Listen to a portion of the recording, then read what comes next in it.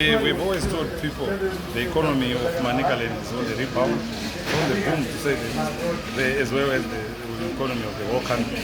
We have our president, Dr. Emerson Mnangagwa, to thank our astute president, who is hands on the tech 24/7. This is one of the biggest supermarkets that we now have in town.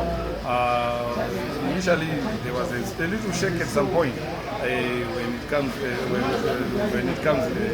retailing, but that was a temporary happening, as we can now see. This is one of the biggest shops even in the country.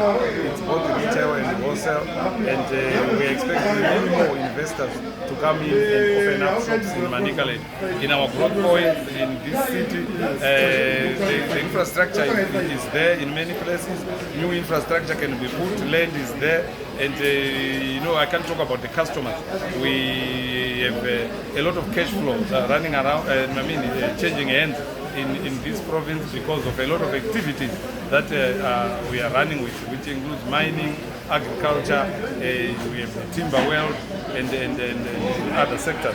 So as MANICALAND leaders, we are quite on cloud nine that this shop has been recently opened, and we know that Mutare will never be the same again, against the background that even in tourism we have other things that are coming, hotels coming up on the Christmas Pass, Top Mountain, and cable cars in the offing.